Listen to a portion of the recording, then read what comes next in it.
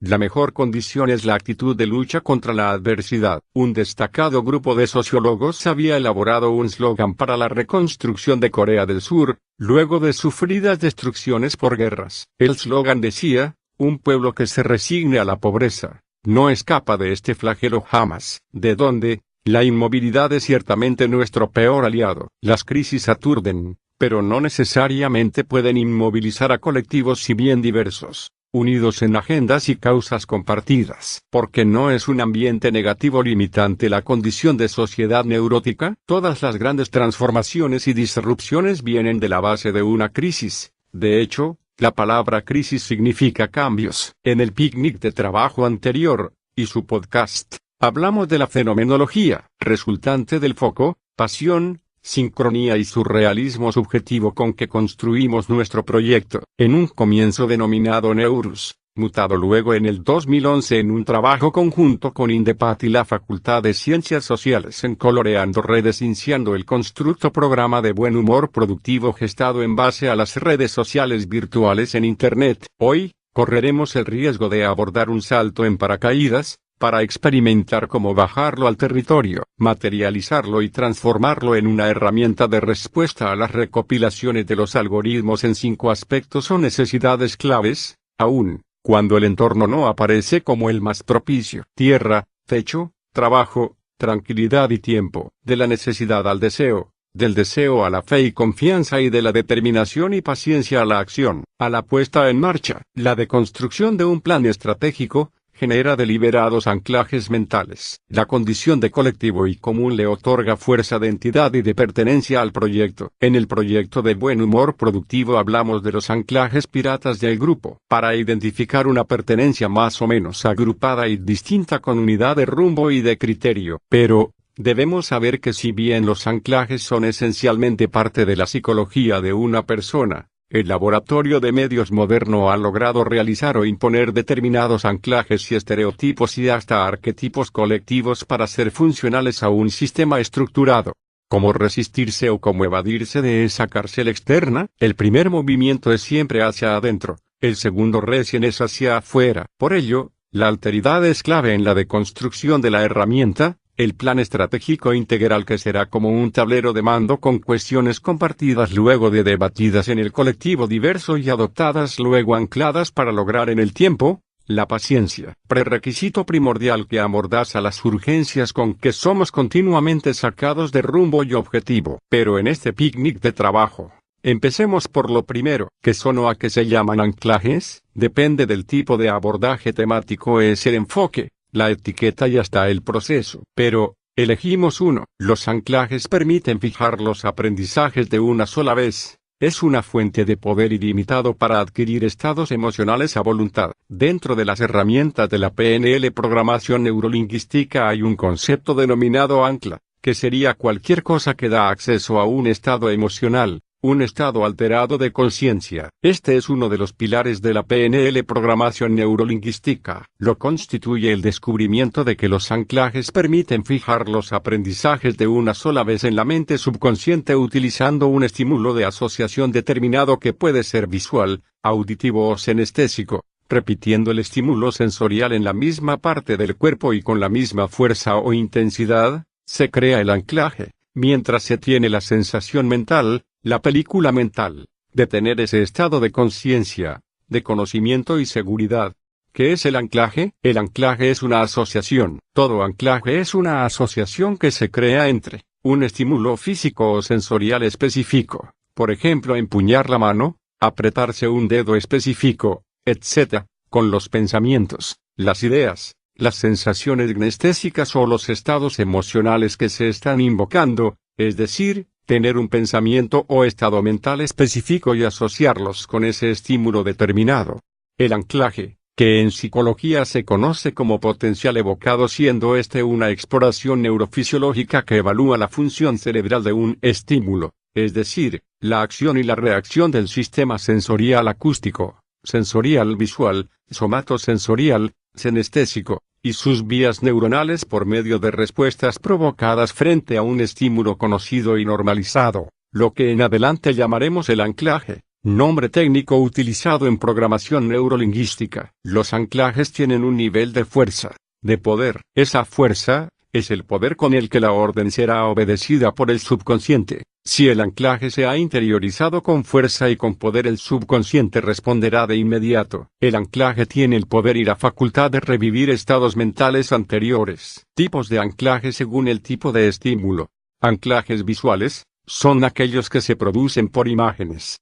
Anclajes auditivos son aquellos que se producen por sonidos. Anclajes somatosensoriales o sinestésicos son aquellos que se producen por el tacto, sentir externo o interno, el gusto, el olfato, las emociones y los sentimientos.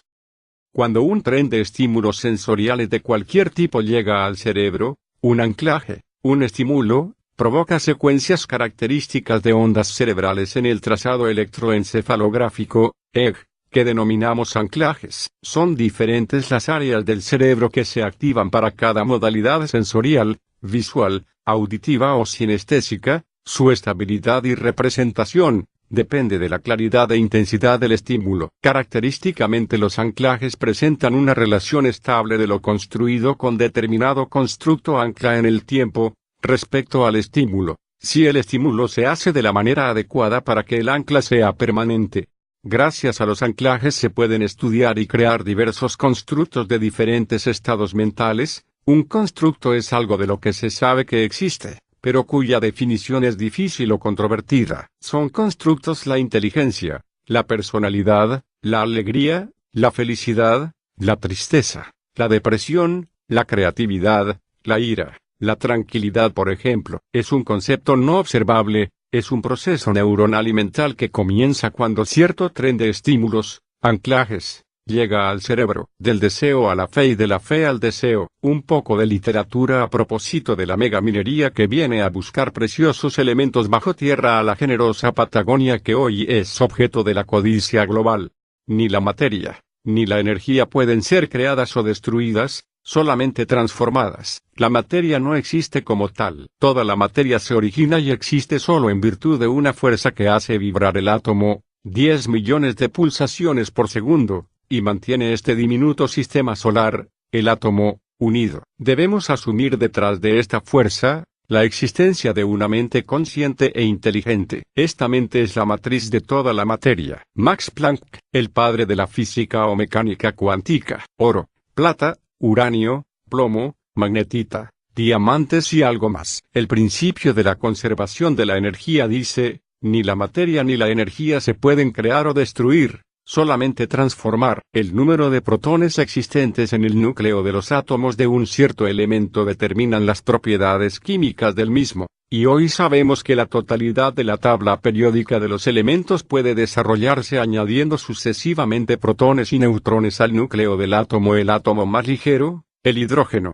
está compuesto en su núcleo tan solo por un protón y un neutrón, y el correspondiente número de electrones que componen su cubierta atómica. El plomo tiene en su núcleo atómico 82 protones y el oro 79. Así que para convertir el plomo en oro debe perder 3 protones. No solo es teóricamente posible, también se ha hecho en la práctica, pero para hacerlo se necesita consumir mucha energía, tanta que el oro resultante es más caro que comprarlo en el mercado. Es decir, es posible, pero no es una fuente económica de conseguirlo. Hasta el momento, en un laboratorio, las interacciones que tienen lugar entre los átomos dan lugar a los diversos procesos químicos, de modo que, todo lo referente a la química puede ahora comprenderse en base a las leyes de la física atómica. En la composición química del universo intervienen, en mayor proporción, los dos primeros elementos del sistema periódico, el hidrógeno, en un 75%. Y el helio en un 20%. Todos los demás elementos componen el 5% restante. Toda la materia que usted ve a su alrededor está constituida por átomos,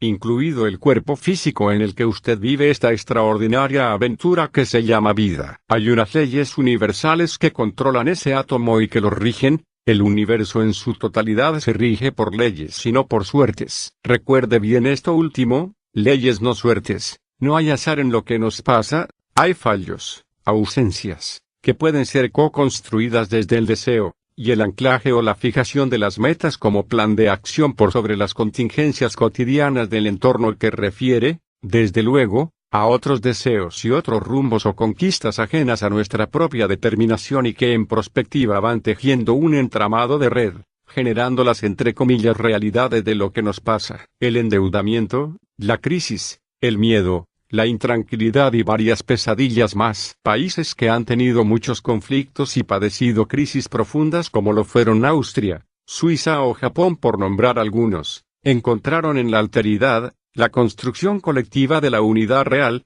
material y efectiva para edificar una nueva forma de insertarse en el mundo global y caótico con éxito. Lo han elaborado hasta fijarlo como verdadero paradigma de ser y pertenencia en la convivencia del colectivo y ello, les da la autonomía necesaria para no caer en los efectos de las fuerzas dispersas del corto plazo, de las limitaciones temporales de los gobiernos en funciones. La educación es el lugar de la relación, del encuentro con el otro. Por encima de contenido y otras historias, en su razón de ser, necesitamos una educación que se nutra de la experiencia y de la alteridad, que nos permita vivir el encuentro con el otro desde la vivencia, desde el sentir, desde la sensibilidad, desde las posibilidades de ser cada uno y cada una, en verdadera democracia y libertad.